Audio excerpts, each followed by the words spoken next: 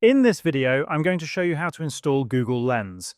First, open the Play Store on your phone. Once you're here, tap on the search bar and type Google Lens, and then search for it. You should see the Google Lens app from Google LLC with the official Google Lens logo.